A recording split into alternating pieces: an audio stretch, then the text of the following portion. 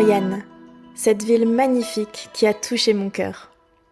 À peine j'y avais posé les pieds, qu'un sentiment de quiétude m'a complètement envahi. Alors oui, c'est vrai, c'est une ville très touristique. Mais vous allez voir que le tourisme se mêle à la tradition, dans ce village qui a su garder son authenticité et qui regorge d'art et d'histoire.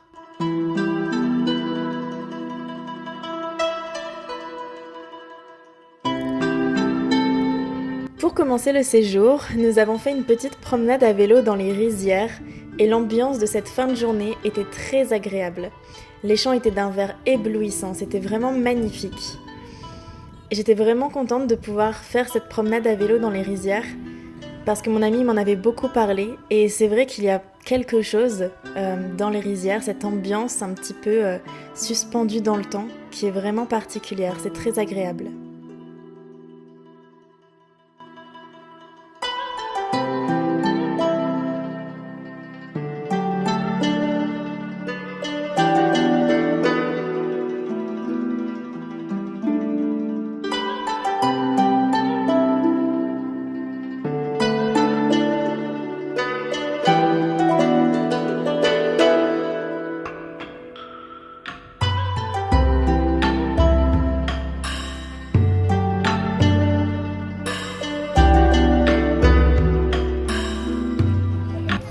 Et puis le soir, nous avons continué notre balade à vélo dans le centre de Hoi An.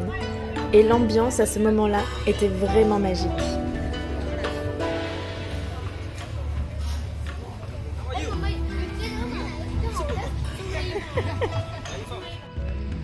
Et mon ami m'a fait découvrir Heart, une boutique unique tenue par deux âmes incroyables dans laquelle la tradition s'accorde avec la modernité et la créativité. Chaque pièce de Heart est unique, faite avec grand soin et beaucoup d'amour. Se promener dans Heart, c'est comme être plongé dans un monde hors du temps, dans lequel les artistes ont laissé place à leur imagination. C'est une vraie pépite au cœur de la ville. Je vous conseille vivement d'y faire un tour.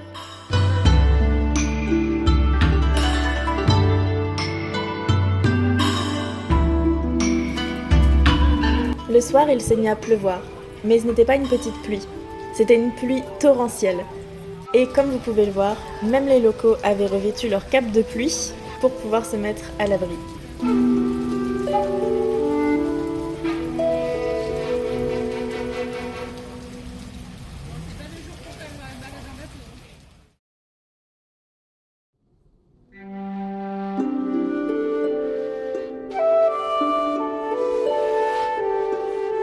Deuxième jour sur Hoi An et découverte d'un petit café très sympa où nous prenons le temps de nous poser pour prendre le petit déjeuner.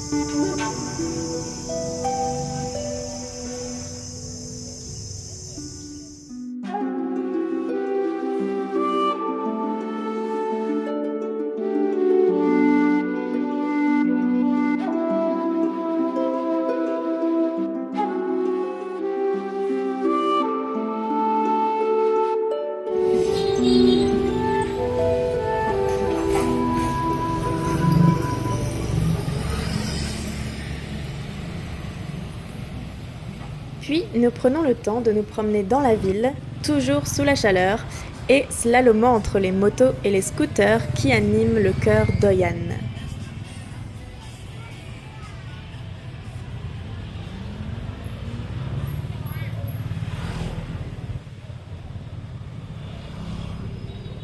Nous nous arrêtons pour manger un banh mi. C'est en fait la version vietnamienne du sandwich, mot qu'ils ont d'ailleurs copié sur le français pain de mie. J'adore ce genre d'anecdote qui rappelle à quel point les langues peuvent impacter les cultures.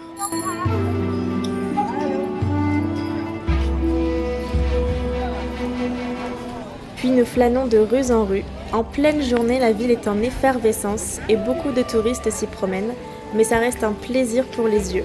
Sons et couleurs se mélangent dans ces rues aux nombreuses boutiques de souvenirs, d'art, de peinture, de vêtements et de plein d'autres choses qui mettent en valeur les traditions de la ville.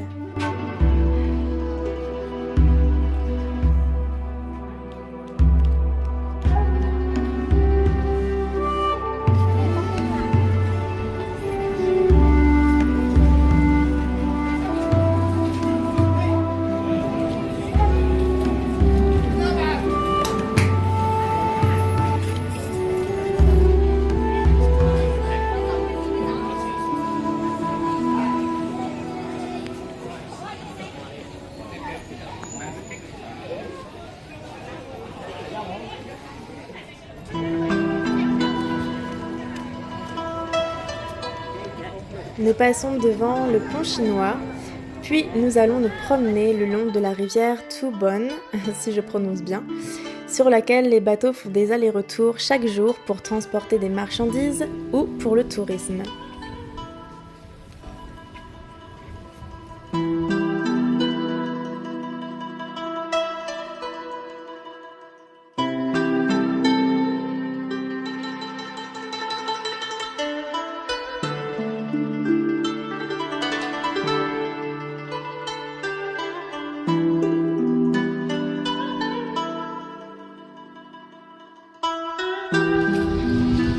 Coffee bar, cocktail, beer, wine, food, drink. Oh, c'est trop beau!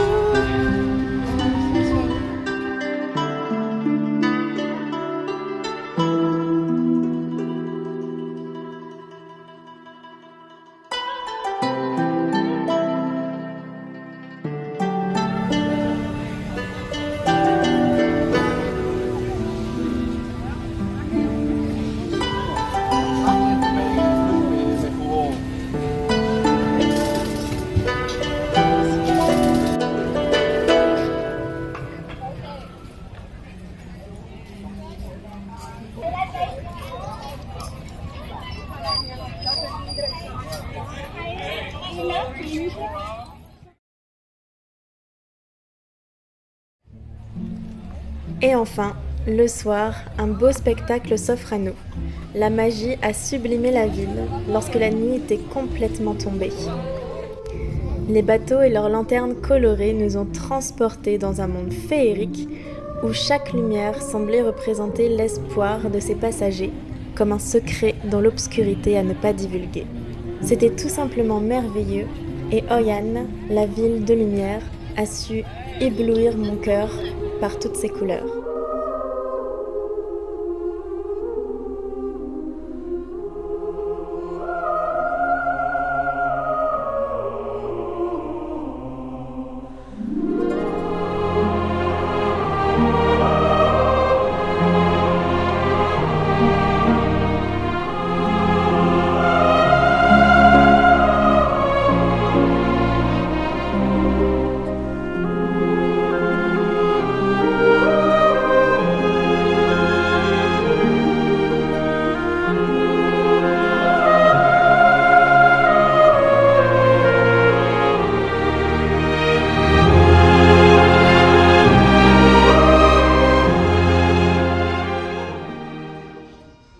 Cette troisième journée a commencé dans un café un peu vintage, dans lequel j'ai goûté un affogato préparé avec du café local. Je ne supporte pas trop le café fort et normalement je bois plutôt du thé, mais nos amis nous avaient conseillé ce lieu spécifiquement pour le café, alors j'y ai goûté et c'était effectivement très bon. L'endroit était vraiment paisible, au bord des rizières, où le temps semblait s'être arrêté de nouveau.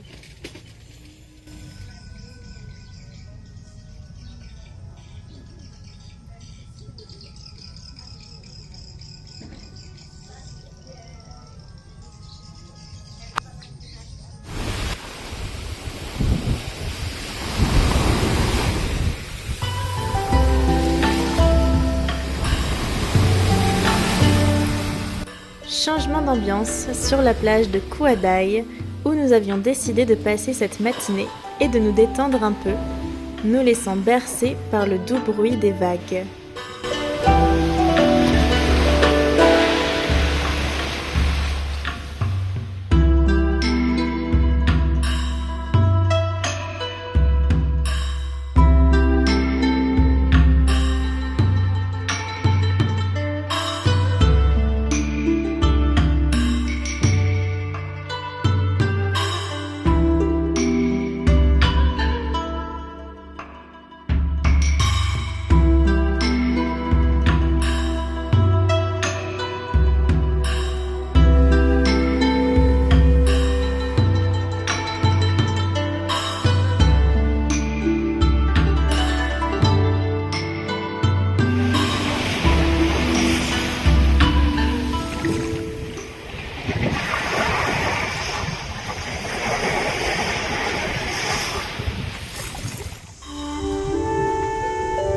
Ensuite, nous sommes allés nous poser dans un restaurant rempli de plantes et avec vue sur la mer.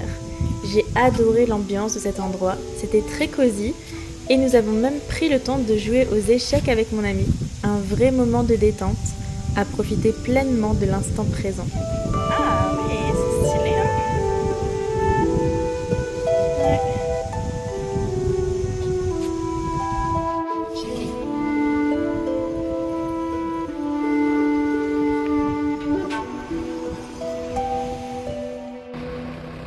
Puis nous reprenons la route pour aller visiter une autre partie d'Oyan.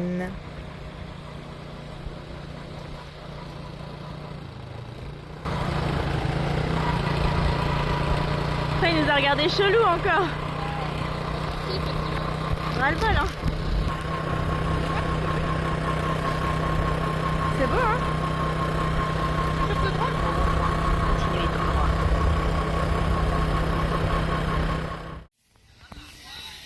Nous arrivons dans le Coconut Village, dans lequel il est possible de traverser la rivière en coconut boat, en bateau de noix de coco, ou plutôt en forme de noix de coco, car ces bateaux sont faits de bambou. Ils servent à la pêche pour les Vietnamiens qui travaillent dans le commerce marin, et c'est également une attraction assez touristique qui permet à la fois de faire vivre la population locale et de faire un tour dans ces bateaux-paniers insolites pour apprendre des choses sur les techniques de pêche traditionnelles tout en voyageant à travers les cocoteries. Nous nous sommes promenés dans le village et nous avons observé les bateaux aux couleurs vives voguer sur l'eau. J'en ai évidemment profité pour faire quelques photos.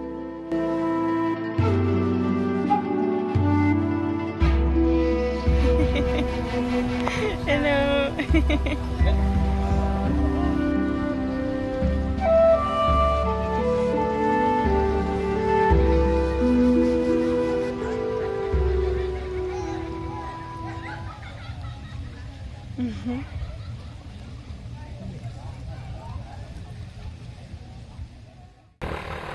Nous reprenons le scooter pour rentrer au Airbnb et retrouver notre amie vietnamienne autour d'un bon repas.